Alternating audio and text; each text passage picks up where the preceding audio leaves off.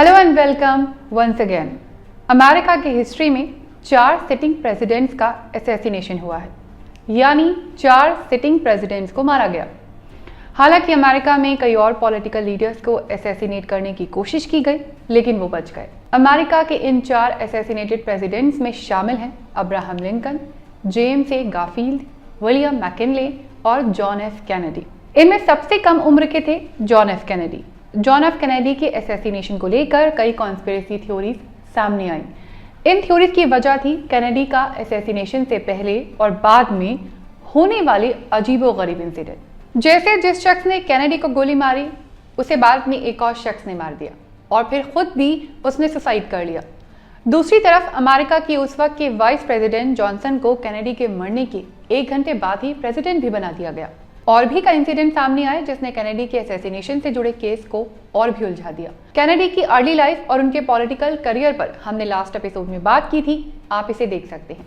तो आज बात जॉन एफ कैनेडी के असैसिनेशन से जुड़ी कॉन्स्पिरेसी थ्योरीज पर। 1964 में अमेरिका में प्रेसिडेंशियल इलेक्शंस होने थे और इसकी तैयारी 1963 में ही शुरू हो गई थी। हालांकि ऑफिशियली कैनेडी के नाम की अनाउंसमेंट नहीं हुई थी, लेकिन डेमोक्रेटिक पार्टी की तरफ से वो प्रेसिडेंशियल कैंडिडेट के तौर पर इलेक्शन में उतरेंगे, ये सभी को कंफर्म था। लेकिन इस इलेक्शन में कैनेडी के लिए कंसर्न बने हुए थे स्टेट फ्लोरिडा और टेक्सास। इसकी वजह थी उनके पार्टी के लीडर्स के बीच इंटरनल कन्फ्लिक्ट था। कुछ डेमोक्रेट्स कैनेडी से नाराज थे, लेकिन वो चाहते थे कि इलेक्शन से पहले पार्टी के लीडर्स की नाराजगी खत्म हो जाए और पार्टी फिर से एक होकर काम करे। इसीलिए उन्होंने फ्लोरिडा और टेक्सास स्टेट का दौरा करने का फैसला किया। टेक्सास की कैंपेन के लिए 21 नवंबर की डेट डिसाइड हुई। 21 नवंबर को जॉन एफ कैनेडी अपनी वाइफ जैकलीन कैनेडी और vice president Lyndon B Johnson के साथ सैन एंटोनियो और ह्यूस्टन शहर गए, जहां उनका वार्म वेलकम किया गया। 22 नवंबर को सुबह 11:40 पर प्रेसिडेंट जॉन एफ कैनेडी का Air Force 1 plane Dallas Love Field पर लैंड किया। यहाँ से कैनेडी अपनी वाइफ जैकलीन कैनेडी के साथ उतरे और खुली लिमोजिन कार में बैठ गए। इस कार में उनके साथ डलास के गवर्नर जॉन बी कॉनली और उनकी वाइफ नीली कॉनली भी थी। यहाँ से उनका कॉन्वॉय आगे बढ़ा और डेले प्लाजा पहुंचा। यहाँ मौजूद भीड़ भी उनके लिए काफी एक्साइटेड थी। जैसे ही कैनेडी की कार यहाँ मौजूद एक स्कूल बुक डिपॉजिटरी के सामने से गुजर रही थी, तो दोपहर 12:30 बजे गोली चलने की आवाज आई। कैनेडी को 2 गोली मारी गई, जिसमें से एक उनके सर में लगी। ये गोली स्कूल डिपॉजिटरी के 6th फ्लोर से मारी गई थी। इंसिडेंट के फौरन बाद उन्हें पार्कलैंड मेमोरियल हॉस्पिटल ले जाया गया। कैनेडी की इंजरीज काफी सीरियस थी। इस पूरे इंसिडेंट के 30 मिनट बाद कैनेडी को डेड डिक्लेयर कर दिया गया। इस अटैक में गवर्नर कॉनली को भी गोली लगी, लेकिन उन्हें बचा लिया गया। जॉन एफ कैनेडी पर अटैक करने वाले शख्स का नाम था ली हार्वे ओसवाल्ड। ओसवाल्ड एक फॉर्मर मेरीन और सेल्फ डिक्लेयर कम्युनिस्ट था। वो 1959 में सोवियत यूनियन गया। वहीं उसने सोवियत लेडी से शादी की। 1962 तक वहीं रहा। वो बेलारूस के मिन्स्क में एक रेडियो और टीवी फैक्ट्री में काम करता था। इन्वेस्टिगेशन में सामने आया कि मदर से कुछ दिन पहले ओसवाल्ड मैक्सिको गया और उसने वहां क्यूबा और रशियन एम्बेसीज में कांटेक्ट करने की कई बार कोशिश की। अब ओसवाल्ड खुद को कम्युनिस्ट कहता था, तो इसलिए कुछ लोगों को लगा कि हो सकता है उसने उस वक्त के कम्युनिस्ट कंट्री क्यूबा के प्राइम मिनिस्टर फिडेल कास्ट्रो को खुश करने के लिए कैनेडी का असैसिनेशन किया था।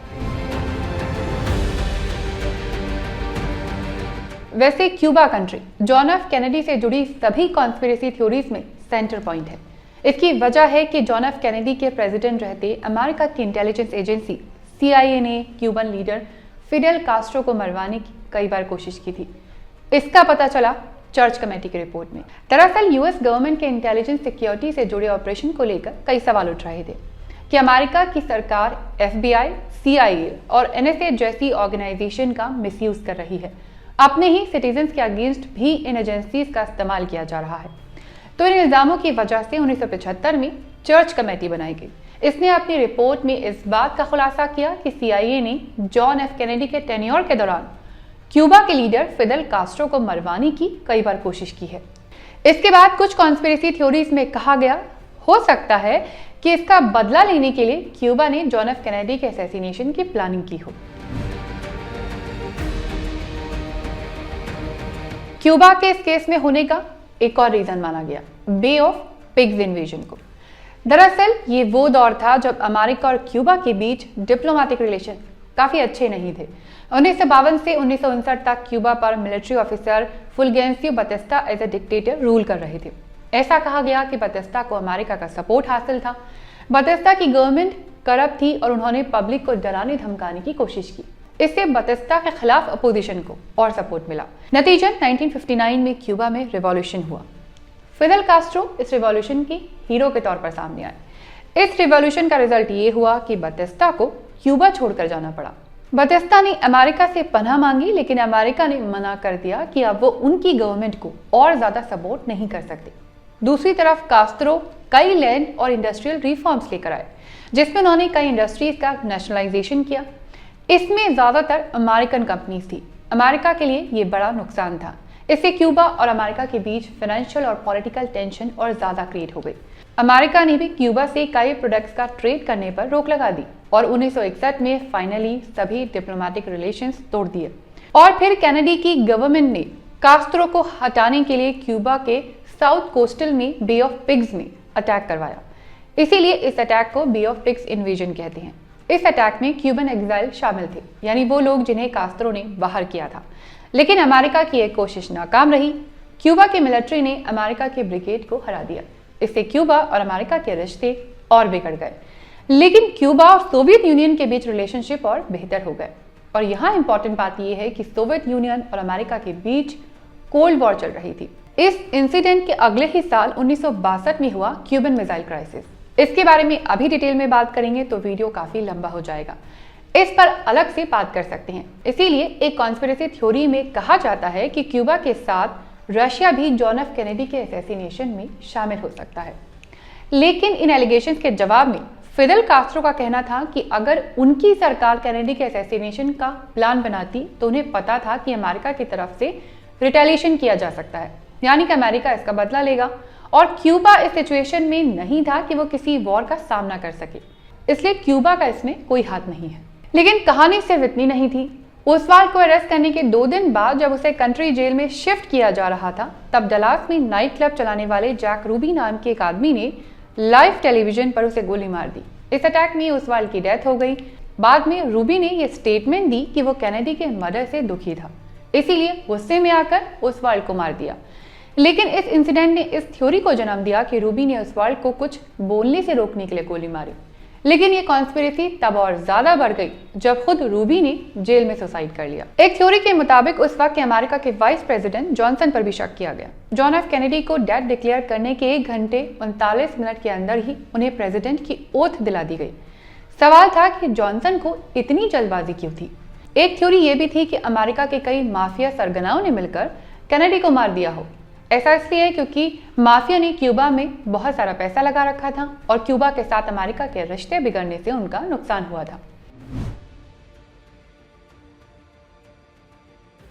जॉन एफ कैनेडी के असैसिनेशन की इन्वेस्टिगेशन के लिए सीबीआई और अमेरिका के सुप्रीम कोर्ट के चीफ जस्टिस रहे आर्ल वॉरेन की लीडरशिप में एक कमीशन बनाई गई। इस कमीशन ने कैनेडी के मर्डर की रिपोर्ट तैयार। रिपोर्ट में कहा गया कि इस बात का कोई एविडेंस नहीं है कि ओसवाल्ड और Jack Ruby president John F Kennedy के असैसिनेशन से जुड़े किसी कॉन्स्पिरेसी का हिस्सा थे। जॉन एफ कैनेडी की डेथ ओसवाल्ड की गोली से हुई है और इस अटैक में ओसवाल्ड के अलावा किसी की इन्वॉल्वमेंट नहीं है और ना ही वो किसी फॉरेन गवर्नमेंट का एजेंट था। लेकिन इस रिपोर्ट को क्रिटिसाइज किया गया। कहा गया कि इस रिपोर्ट ने कई सवालों के जवाब नहीं दिए हैं। कमीशन ने कई गवाहों को इग्नोर किया है। असैसिनेशन से जुड़े कई रेलिवेंट एस्पेक्ट्स को इन्वेस्टिगेट ही नहीं किया गया। इसीलिए कैनेडी के असैसिनेशन से जुड़ी कॉन्स्पिरेसी थ्योरीज अभी भी सिर्फ थ्योरीज ही हैं। लेकिन हमने इस टॉपिक पर ज्यादा से ज्यादा जानकारी ढूंढने की कोशिश की है। आप इस टॉपिक से जुड़े कोई फैक्ट्स शेयर करना चाहते हैं तो कमेंट बॉक्स में लिखकर जरूर बताइएगा। और अगर ये वीडियो पसंद आया तो इसे लाइक करिए, शेयर करिए और चैनल सब्सक्राइब करिए।